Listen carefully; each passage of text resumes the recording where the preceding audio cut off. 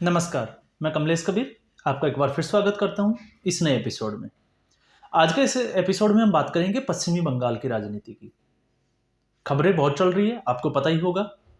ED ने red डाली है और ईडी की रेड के बाद में ईडी के अफसरों को उनके साथ में मारपीट की गई, उनके वॉलेट छीन लिए गए, उसके अलावा उनके मोबाइल फ़ोन छीन लिए गए। और ये एक ऐसी जिसको हम कहें कि निंदनीय और शर्मनाक घटना पश्चिमी बंगाल में देखने को मिली। और फिर उससे जुड़ी हुई राजनीति को भी हम इसमें पूरा विश्लेषण करेंगे। लेकिन सबसे बड़ी बात जो है वो ये है, इस देश की दो बड़ी पार्टियां कांग्रेस और बीजेपी, एक सत्ता पक्ष और विपक्ष। विपक्ष की जो पार्टी है, आपने देखा होगा इंडिया अलायंस, उन्होंने एक गठबंधन बनाया और उसी का हिस्सा जो है वो टीएमसी है और अरविंद केजरीवाल की आम आदमी पार्टी है। तो कांग्रेस पार्टी के साथ की दो पार्टियां, अरविंद केजरीवाल की पार्टी और तृणमूल कांग्रेस की पार्टी, और दोनों की स्थिति एक जैसी कैसी है? अगर तृणमूल कांग्रेस के टीएमसी के नेताओं की बात करें तो उनके भी कई मंत्री और नेता जो है वो जेल में बंद हैं और उनके ऊपर भी भ्रष्टाचार के आरोप है। और इधर अगर हम देखें आम आदमी पार्टी दिल्ली, तो वहां पे भी मंत्री, सांसद जो है और नेता, तीनों हम कह सकते हैं वो जेल में बंद है। तो दोनों की स्थिति एक जैसी है। और पश्चिमी बंगाल में हद तब हो जाती है जब ईडी जो है वो रेड डालने जाती है। और रेड किसके डाली जाती है? उनके एक नेता साजा शेख के यहाँ, जो उत्तर 24 परगना एक जिला है, वहां पे ईडी पहुंचती है। और ईडी जब वहां पहुंचती है तो उनके समर्थकों द्वारा ईडी को घेर लिया जाता है, उनके साथ मारपीट की जाती है। और साजा शेख, अब हम बात करेंगे साजा शेख जो है वो ज्योतिप्रिय मलिक, जो पश्चिमी बंगाल के राज्य मंत्री रह चुके हैं और अभी वो जेल में बंद है। और आरोप क्या है? करोड़ों रुपए का राशन वितरण घोटाला, और उसके तार जुड़े हुए हैं साजा शेख से। वो ऑलरेडी जेल में हैं और इनके ऊपर ईडी ने छापा डालने गए। और आप देखिएगा कि ऐसी स्थिति में एक एजेंसी, एक संस्था जो है वो अपना काम करती है और उसको अपने काम से रोका जाता है। और ये पहली बार नहीं हुआ, इससे पहले भी आपने पता होगा एक घोटाले में, बड़े घोटाले में, एक जिसको पुलिस अधिकारी का नाम था, ये बहुत पुरानी बात नहीं है, और उसको जब अरेस्ट करने पहुंचे थे तो आपको पता है ममता बनर्जी ने धरना दे दिया था। तो ये जो है ये एक बड़ी चीज जो है वो अब सामने आने लगी है। और इसके बाद में भी आपने देखा होगा विपक्ष का जितना भी जो गठबंधन है, ज्यादातर जो पार्टियां हैं उनके बड़े नेता जो है वो भ्रष्टाचार के आरोपों में बेल पे हैं, जमानत पे है, या तो फिर उनके ऊपर जो है वो जांच चल रही है। और सारे के सारे जो है वो सत्ता पक्ष का एक ही बात बोलते हैं कि सत्ता पक्ष जो है वो विपक्ष को खत्म करने की एक राजनीति कर रहा है। और विडंबना देखिए, आज तक के अगर हम इतिहास में देखें, 2014 से पहले गठबंधन से सरकार बनती थी। ये हमने बहुत देखा है कि बहुत सारी पार्टियां जो है गठबंधन करती है और उसके बाद में सरकार बनती है। लेकिन पहली बार ऐसा हुआ है कि विपक्ष जो है वो गठबंधन बना रहा है। तो ये भी एक जो है वो समय की विडंबना ही देखिए कि अब सत्ता पक्ष जो है उसके गठबंधन की नहीं चर्चा है विपक्ष का गठबंधन की। और विपक्ष अगर गठबंधन नहीं करता है तो आज की स्थिति में भी हम देखते हैं कि विपक्ष की जो पार्टी है, सबसे बड़ी पार्टी कांग्रेस पार्टी, उसको जितनी सीटें चाहिए नेता प्रतिपक्ष के लिए, विपक्ष के लिए, उतनी सीटें भी उसके पास नहीं है। ये स्थिति विपक्ष की बनी हुई है।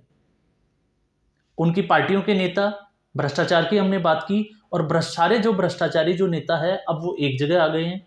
और अब जो है उनका सीधा हमला जो है वो जिसको कहते हैं कि कानून से।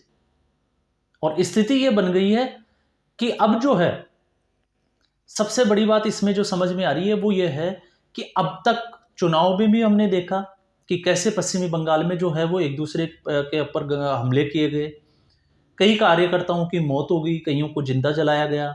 लेकिन उसके बाद में आज भी जो है वो कानून इससे निपटने में असहजता की स्थिति में है। ये एक सबसे बड़ा जो है जिसको हम कह सकते हैं कि इसको क्या समझा जाए। क्या ऐसी स्थिति में राष्ट्रपति शासन नहीं लगना चाहिए? और अगर राष्ट्रपति शासन लगना चाहिए तो फिर इतना लेट क्यों?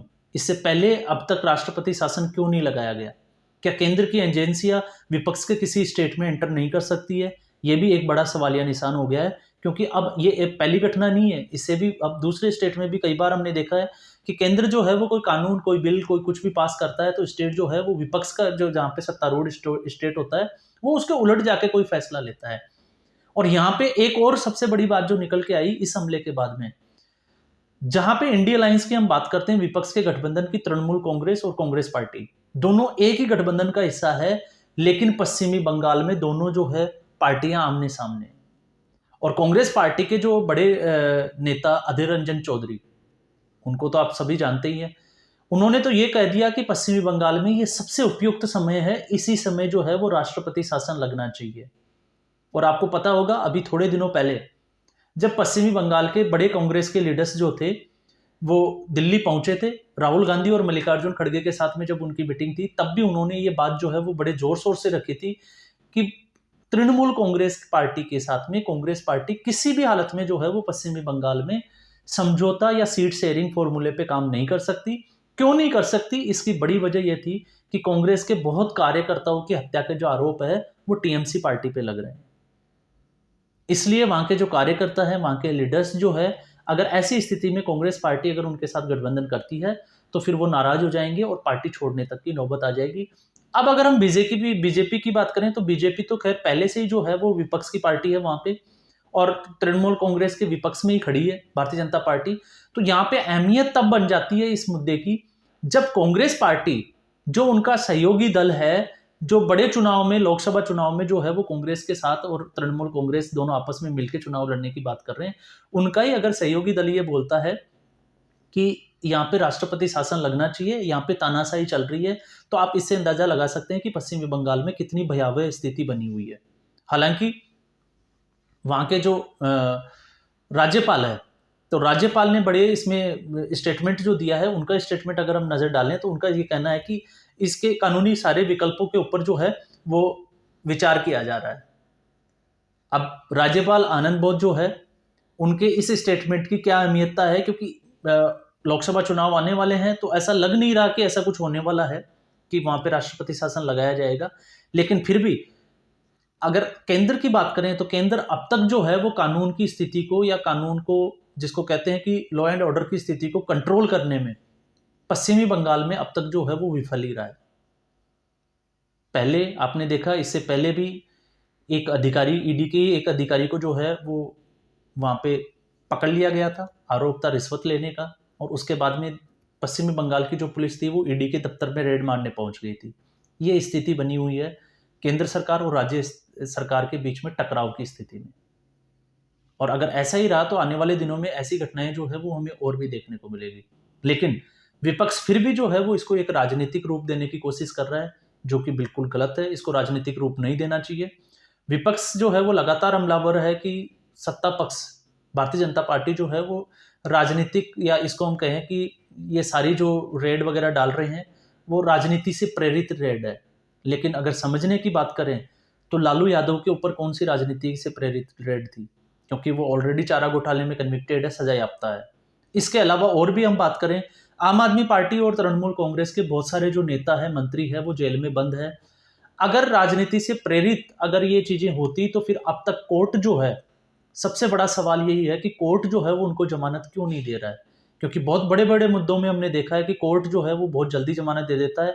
और फिर इनके वकीलों की अगर हम बात करें तो अभिषेक मनु सिंघवी, कपिल सिब्बल जैसे बड़े बड़े वकील है जो आधी रात को भी कोर्ट को, सुप्रीम कोर्ट को खुलवाकर जमानत दिलाने के लिए जो है वो जाने जाते थे। लेकिन आज स्थिति ये बन गई है, लगातार ये जमानत पे जमानत याचिकाएं जो है वो दायर कर रहे हैं, लेकिन इनको जमानत नहीं मिल रही। इसका मतलब कहीं ना कहीं ईडी ने जो है वो साक्ष्य के रूप में कुछ ऐसी चीजें जो है वो कोर्ट के सामने पेश करी है जिनको, या इसका हम कहें कि जिनका तोड़ जो है वो इन पार्टियों के पास में भी नहीं है। और यहाँ पे तो अभिषेक बनर्जी, ममता बनर्जी के जो भतीजे हैं, उनके ऊपर भी बहुत बड़े आरोप है। तो अब जो है वो आने वाले दिनों में ये घटनाएं बढ़ती चली जाएगी। क्यों बढ़ेगी? क्योंकि ईडी की जो रहे, इसमें जैसे जैसे अब कार्रवाई बढ़ेगी, जांच आगे बढ़ेगी, ईडी जो है वो छापे मारने पहुंचेगी, और फिर यहाँ पे जो है वो स्थिति टकराव की होगी, और फिर केंद्रीय सुरक्षा बलों को जो है वो केंद्र को वहां पे उनकी सिक्योरिटी के लिए भेजना पड़ेगा। और यहाँ पे तो बात यहाँ तक पहुंच गई थी कि केंद्रीय सुरक्षा बलों के जो सीआरपीएफ के 32 जवान थे, उनके ऊपर भी जो है वो पत्थरों से हमला किया गया था। तो अब आप इससे अंदाजा लगा सकते हैं कि पश्चिमी बंगाल में कानून की व्यवस्था का क्या हाल है। और अगर ऐसा ही रहा तो ये जो है, एक दिन ऐसा आएगा कि आपस में केंद्र सरकार और राज्य सरकार के बीच में जो है वो टकराव की स्थिति बहुत ज़्यादा बढ़ जाएगी। और इसका नुकसान कहीं ना कहीं अगर हम देखें तो सरकार का कुछ नहीं बिगड़ता, इसमें नुकसान होता है कार्यकर्ताओं का। क्योंकि मौत जो होती है, आज अगर हम इसी की बात करते हैं, जैसे कांग्रेस पार्टी के स्टेटमेंट अधीर रंजन चौधरी की, तो इसके अलावा हम एक इसके उलट भी अगर बात करके देखें तो कांग्रेस पार्टी आज तृणमूल कांग्रेस के साथ गठबंधन को तैयार है, अपना सब कुछ दांव पे लगाने के लिए तैयार है, सिर्फ और सिर्फ इसलिए क्योंकि उनको भारतीय जनता पार्टी को हराना है। नैतिकता से उनको कोई मतलब नहीं है। लेकिन जब वहां जान जाती है तो हाईकमान के किसी लीडर की जान तो वहां जाती नहीं है, तो फिर जान किसकी जाती है? जो कार्यकर्ता जो कांग्रेस पार्टी के लिए वहां पे लड़ते हैं, उनकी जान वहां जो है वो ऐसी घटनाओं में चली जाती है। तो ये जो है अभी स्थिति हमारे देश में बनती जा रही है, इसको हम ये कह सकते हैं। क्योंकि पिछले चुनावों से हमने देखा है, पिछले 3-4 साल में ऐसी घटनाएं जो है वो बहुत ज़्यादा हुई है। और ये बहुत ज़्यादा जो है एक विचारने का, एक नया कानून लाने का, या इन ऐसी घटनाओं पे कैसे लगाम लगाया जाए, इसके लिए केंद्र को जो है एक प्रभावी तरीके से काम करना बहुत ज़रूरी है। अगर ऐसा नहीं हुआ तो ये स्थिति जो है वो और भयावह होती चली जाएगी। तो आज के एपिसोड में बस इतना ही, फिर हम एक नए एपिसोड के साथ हाजिर होंगे। तब तक के लिए नमस्कार।